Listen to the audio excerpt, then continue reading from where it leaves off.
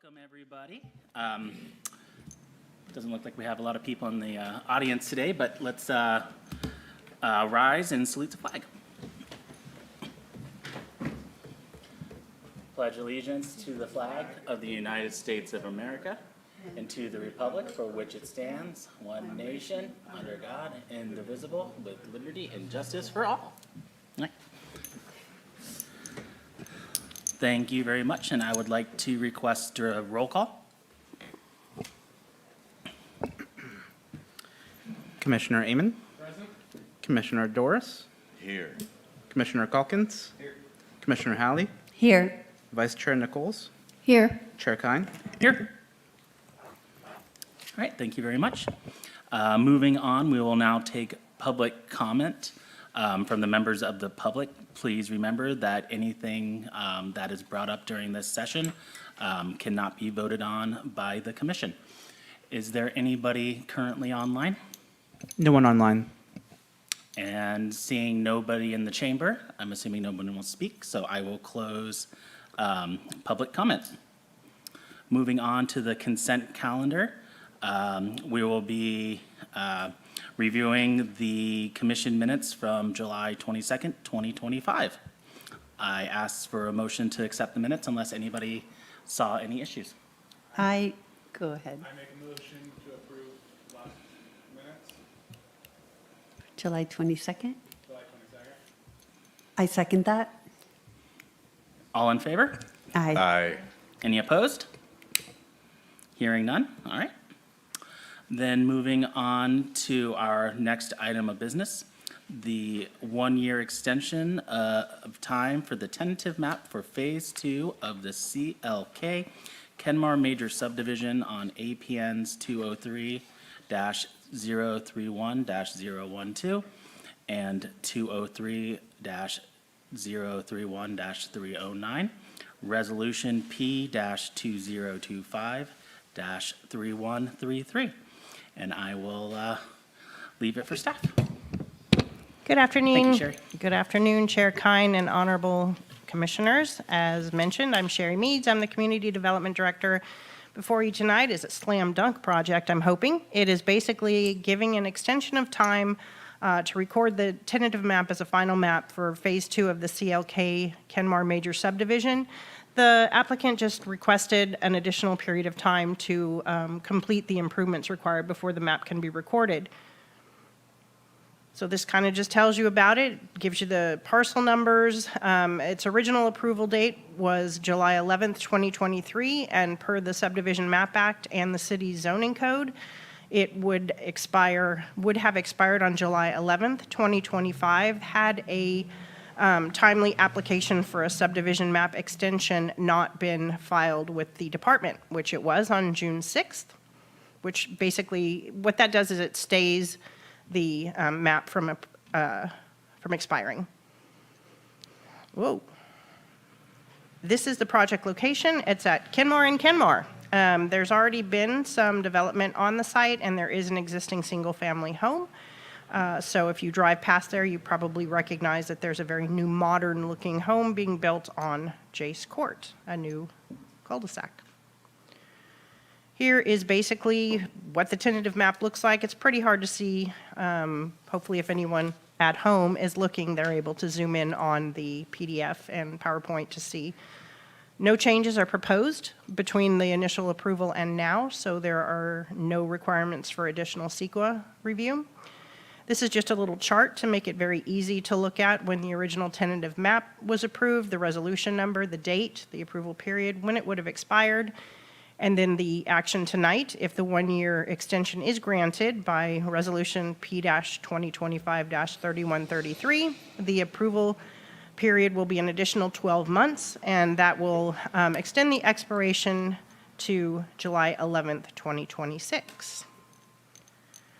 So as I mentioned, the map was already approved, and that was approved as a CEQA exempt project under the infill exemption under the CEQA guidelines. And then this particular action, which is an extension, is exempt under CEQA guidelines section that's called the common sense exemption, in that there is no way that approving this extension is going to affect the environment in any way that is different than how the original project was evaluated. So I am hopeful that that staff presentation answered your questions, but if not, please ask them, and then you can see here what the next steps would be. And I'm here along with Matt Nyberg, the Deputy City Engineer, who works on all things improvement related. So, well covered. Deep bench. All right, thank you, Sherry. Does anybody have any questions for Sherry or staff? Right. I just wanted to ask, is there, if it came down to it, would there ever be another opportunity for an extension past 2026? So there could have been an initial 18-month extension, and there are some state granted extensions, so we could look into it, but they're very close, so that shouldn't be an issue with this one. So I didn't look deeply into it because they'll be done much sooner than that. Okay, I was just asking. No, it's a great question. Thank you. Right. So I will now open it up to public comment. If anybody has anything they'd like to say, is there anybody online? No one online. And seeing nobody in the chamber, I will close public comment. Is there any other questions from the commission? Then I will entertain a motion. I would make a motion to adopt Resolution P-2025-3133. I will second the motion.